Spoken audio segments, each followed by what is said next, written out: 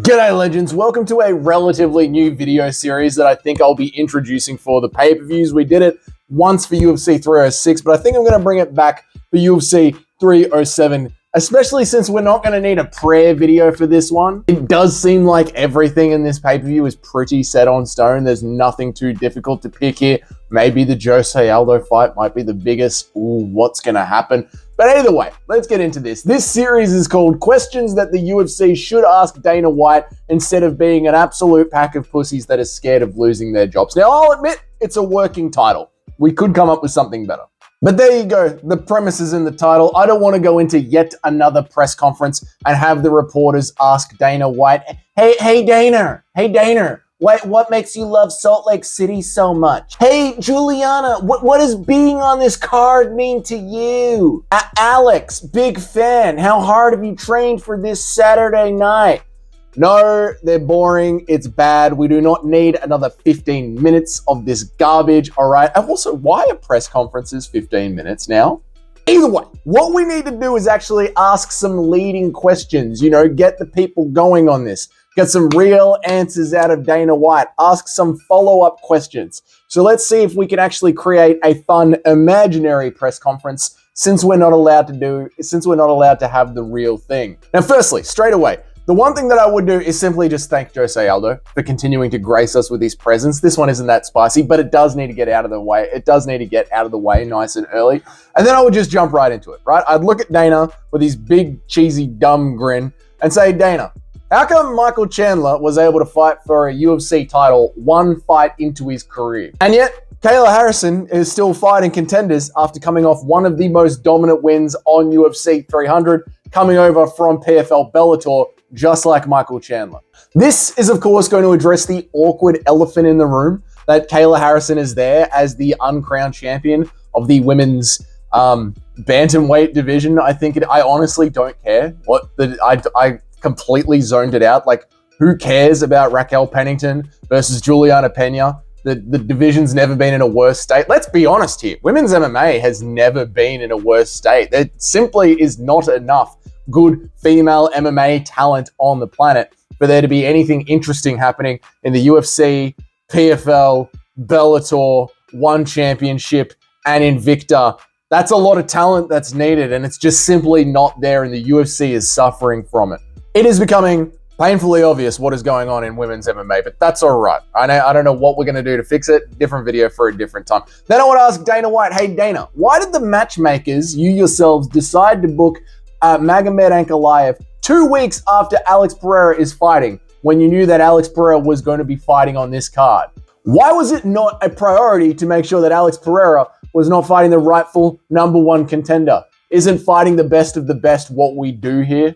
I would love to see Dana duck and weave out of that question, right? It's so weird because he can push back on that and talk about scheduling, but Dana and the UFC are in charge of the scheduling. Like, you could push back here a little bit as a reporter if you weren't too scared of losing your goddamn press pass, and you could do the right thing for one of the fighters on the roster, which is apparently what all the reporters want. Maybe Kevin Iole would be the best one to start pushing this line of questioning with Dana White, because it does seem like Kevin Iole is the only one that has transitioned over from MMA pussy reporter to full-on adult human male with a penis. Next question I would ask Dana White would be, Dana, considering how harshly you rally for John Jones to be the #1 pound-for-pound fighter in the world, how do you feel about Moicano not moving up the rankings, especially since Beneil Dariush is coming off 2 losses and is still ahead of him, and Michael Chandler has been inactive for 2 years?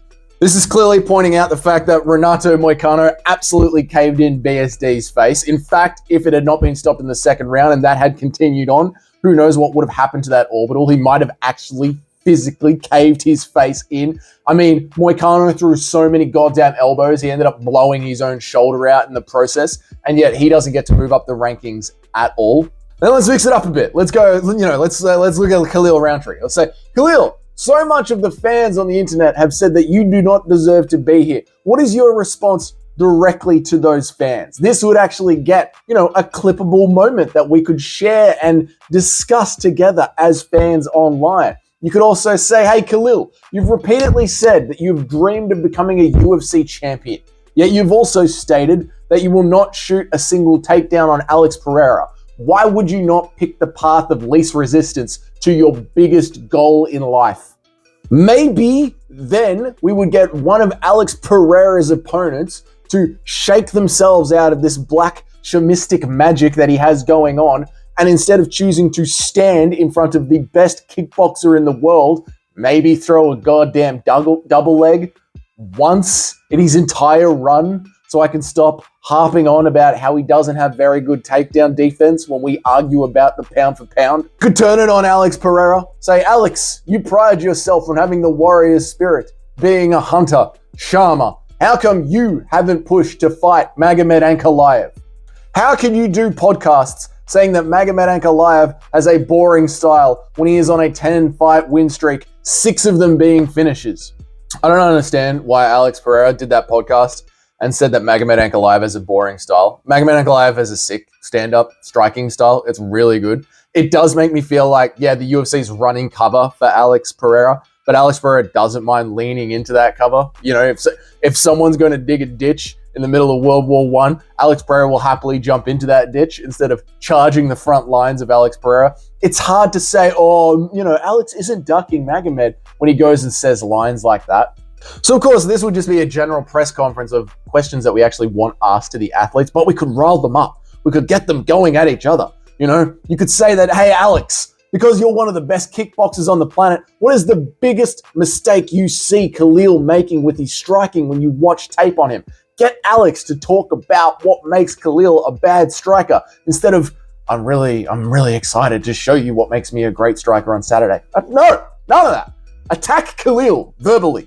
Khalil, do you have any comments on Alex Pereira's age and his ability to hold the belt so late into his career? Khalil, what do you make of Alex Pereira already lining up his next shot at a weight class below yours against Dricus du Plessis before he's even gotten through you, mate? Do you find it disrespectful? Alex, what do you think it says about your opponent, the fact that you have done more press conferences regarding your next fight than this one? No one cares about this one. What do you think that says about your opponent? This is something that is coming up so much, by the way, like Alex Pereira talking about Dricus du Plessis or about Tom Aspinall, right? And then you've also got all the talk about Kayla Harrison as well. It's almost like UFC 307 is like a Francis Ngannou versus Tyson Fury card, where it's just, let's just advertise some fighters on the roster and get people to talk about it on a pay-per-view so their next fights are more interesting. If we were still naming UFC cards, UFC 307 would be called UFC 307, check him out. And of course, don't ask Raquel Pennington any questions at all. Don't ask her, just ignore them the entire time.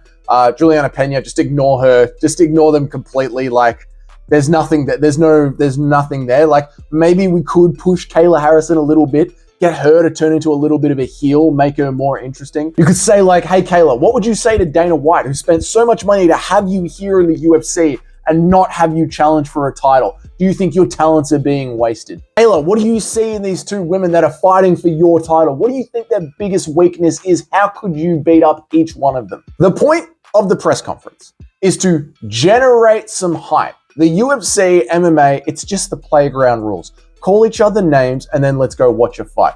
People love it. We've been doing it forever. It's what makes our sport great. But Dana White and the UFC media have consistently made the press conferences less and less interesting by simmering down the tensions between the fighters and then getting them off the stage in 15 minutes. No, none of that. And especially on a card like UFC 307, where the undercard is essentially who's getting fired. And then the pay-per-view itself is check out these names, get excited for them later on, but not these fights. You need a bit of hype. So this is my idea of what questions should be asked at the UFC 307 press conference. Let me know, what do you think should be asked at the UFC 307 press conference? Put it down there in the comments if this is your first time on the channel. Welcome. I try and make an MMA video every single day, so if you want to hit that subscribe button to see what goes on. Plus, I try and do a live stream 3 times a week where we do all kinds of debates. Now we're doing the best kickers in the UFC. It's getting better and better, these debates. They're so much fun. If you're already on board with the channel, please hit that like button. And until then, I will see you all in the next video.